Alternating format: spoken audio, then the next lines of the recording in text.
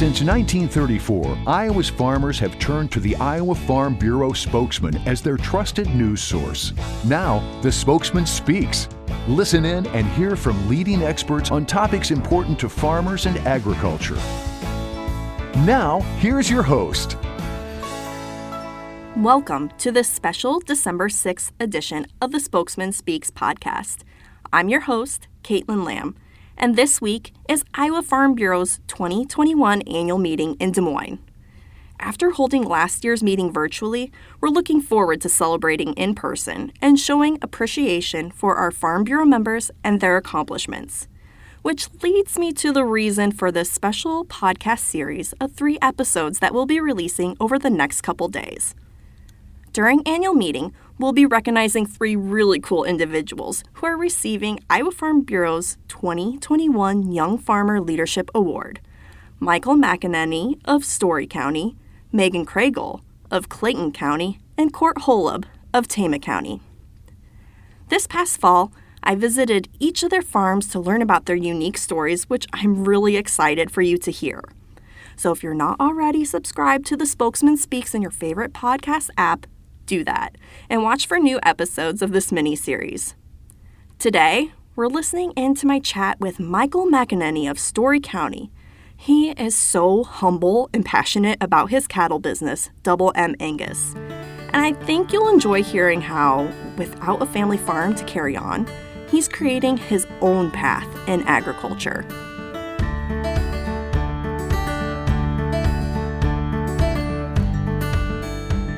Michael, congratulations on being a Young Farmer Leadership Award winner. Can you tell me about your farming background? So I grew up in Colo, Iowa. My dad was an ag teacher. My mom works for Farm Bureau in the county office. Both my grandfathers were farmers, and I've just kind of known my whole life that's just kind of the career path I wanted to go down. And so I went to school for ag business at DMAC and then ag studies at Iowa State, and have stayed in the area working for local farmers ever since, as well as raising cattle. I am the owner-operator of Double M Angus, where we sell direct to the customer locker beef, quality beef raised right. My girlfriend Ashley Thompson, she helps me a lot with the cow herd, and I wouldn't be able to do it without her. And then my parents are still involved with the herd on an as-needed basis. And it sounds like you've had a lot of different farm experiences, from grain to raising different types of livestock. Can you talk a little bit about that? So in the past, I worked at Longview Farms. I've worked on their row crop operation as well as their swine finishing operation, which was 15,000 pig spaces, helping take care of that. Another job I had in the past was I worked at the Iowa State Ag 450 farm as the operations assistant. I've worked for other feedlots in the area and recently just started working for Flynn Family Farms. And even though you have worked with a number of pigs, it sounds like your passion is really in cattle. Am I right in saying that? Yes. So tell me, why is that? What is it about your herd that gets you excited about livestock? I've just always had a passion for cattle, I guess. Started cow-calf herd when I was in high school and just kind of kept it through college and the years after that. And they always say everything's better with some cows around, so I firmly believe that. Yeah, and that's an awesome story, because we hear so much about, great-grandpa, grandpa, dad, now me, and future generations farming. And you're kind of creating your own path. So what type of advice would you have for young farmers who are kind of in that same boat? Maybe they don't have that family farm to go back to, but this is still a passion that they've found and want to go forward with.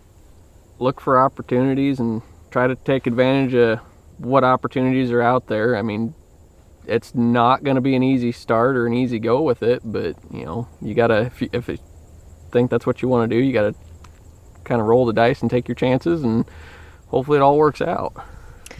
Yeah, and I can definitely see that from your story, because you talked about these different local family farms that you've worked for, and these are, it sounds like strong people in the community too.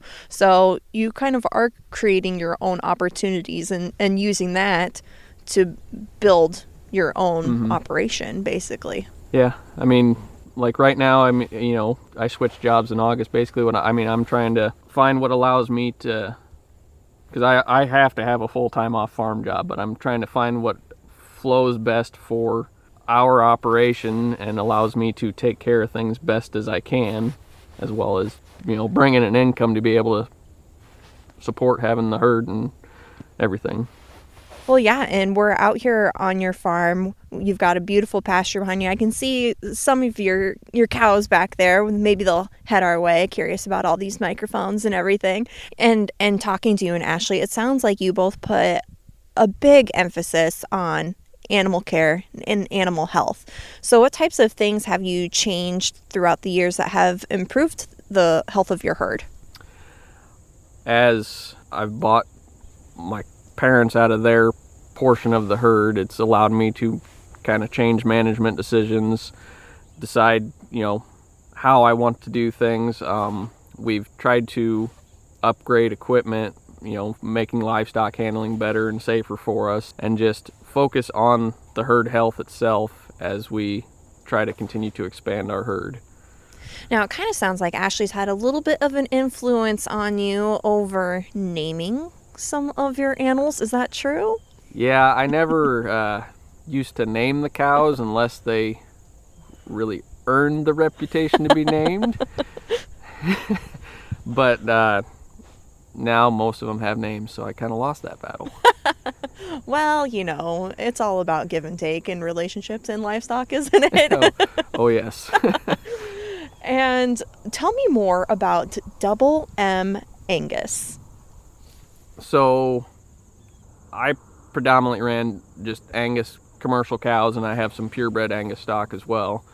I've always kind of preferred my Angus cattle, just having worked with them a good portion of my life. And the Double M part, so obviously my initials are Michael McEnany, but I also have 6 sisters who also have all M names. So over the years, there's been some of my sisters that have had cattle in the operation as well, so it seemed like just Double M was a good fit. That way, if anyone wanted to be involved, they could. And well, that's so nice of you to consider your sisters and leave room for them to help out too then with the name. If they want to. If they want to, yes.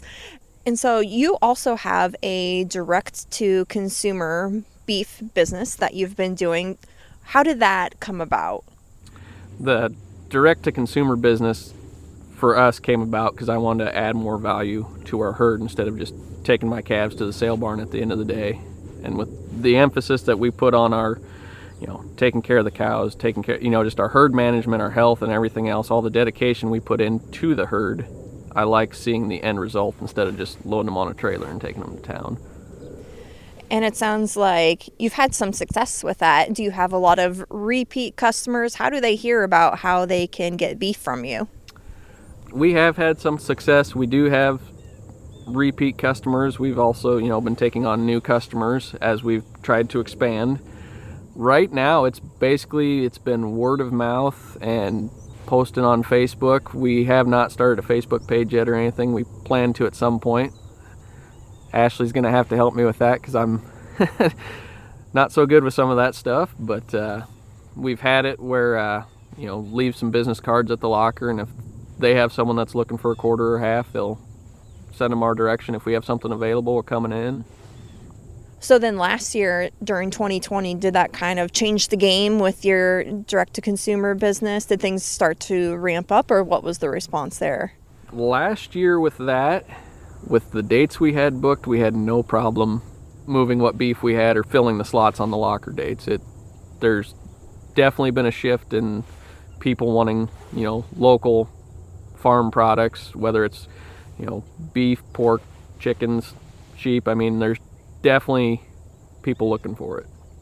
And that's awesome that you kind of already had your toes dipped into that, and then you were able to really kind of capitalize during a time when there was that huge demand.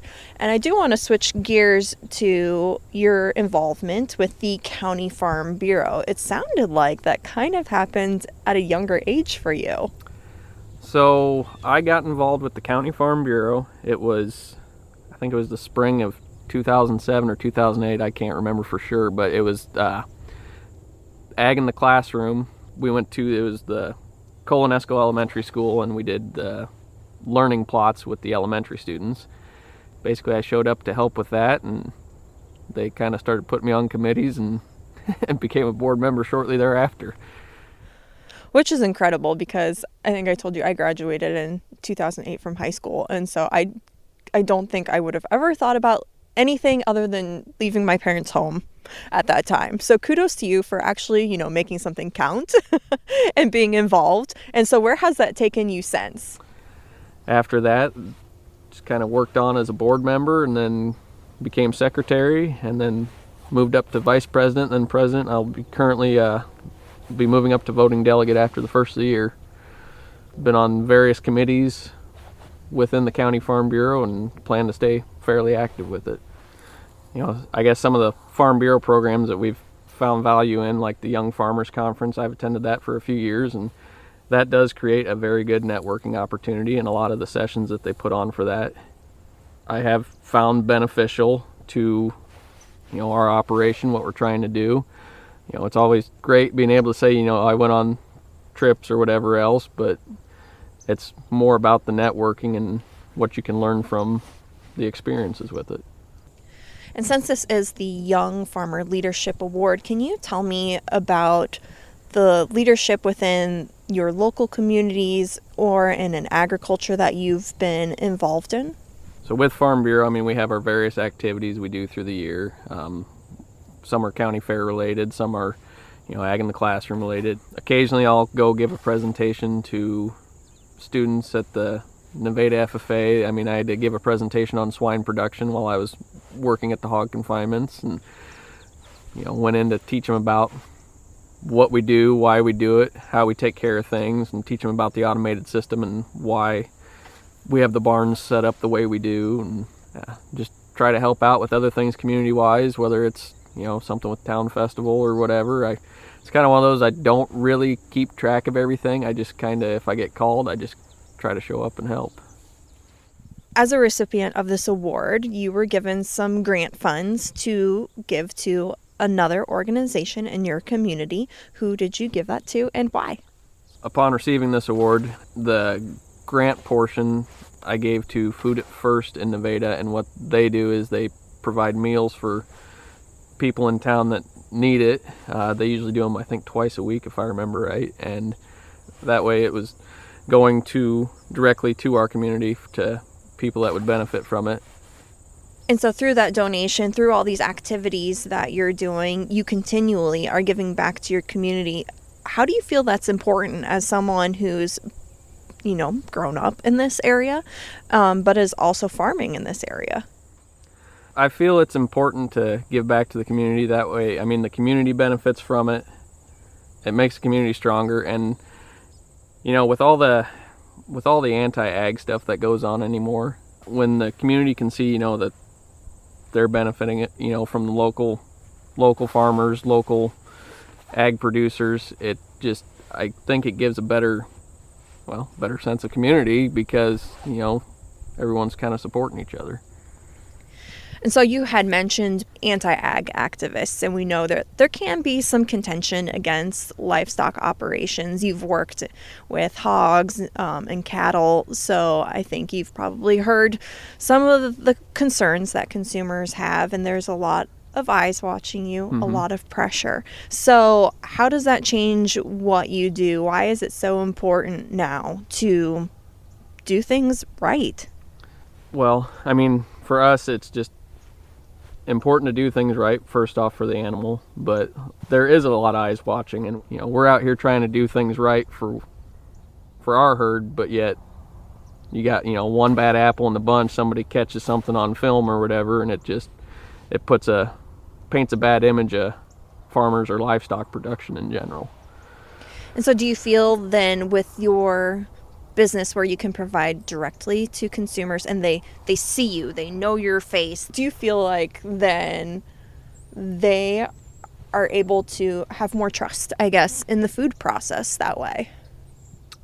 I do feel that the consumers do have more trust in the food process, on a local aspect for sure, knowing where it comes from, how it's raised, who raised it. I do feel that benefits us in our operation, and that's how we've been able to pick up consumers looking for local beef. So then looking farther down the road, what's next? We would like to get to a point where we're not renting everything. It'd be, honestly, business-wise, it'd be probably a little easier cash flow if we could actually find the right acreage set up for what we're looking for with the cow herd and everything. I would like to maybe work on expanding the cow herd and work on genetic selection a little bit more and kind of see where we can go there. Now we know you could be in an 8 to 5 office job where everything is temperature controlled, and you wouldn't have to be out with your cattle in the freezing cold. But you've kind of alluded that's not the life for you. But why is that? When agriculture can be so difficult and challenging, you're still showing up every day. So we actually, I've been involved in ag my whole life, but we actually grew up in town. We lived in town until I was in the 3rd grade probably, and that's when my parents moved. They're just a couple miles north here and lived out in the country ever since then. But going and helping at my grandpa's farm on the weekends when we could or whatever, they dairied up in northeast Iowa, so I've kind of always liked working with cows since then. But honestly, it's just what I've always wanted to do. It's where my passion lies, is being involved in agriculture. And I can be outdoors. I enjoy that. Every day kind of brings something different. There's no 2 days are alike. It's nice, getting up in the morning and knowing you can do what you enjoy.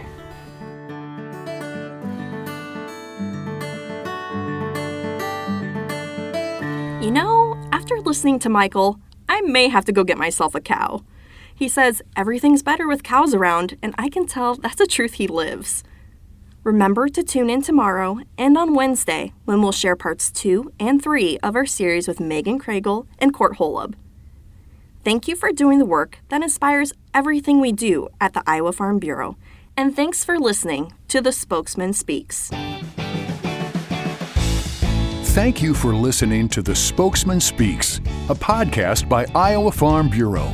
Check out more podcast episodes at iowafarmbureau.com/podcast. You can also find and subscribe to the Spokesman Speaks podcast in the Apple Podcasts app, Google Podcasts, Spotify, iHeartRadio, and other popular podcast apps. We appreciate your ratings and reviews, and we welcome you to email us your feedback at podcast@ifbf.org.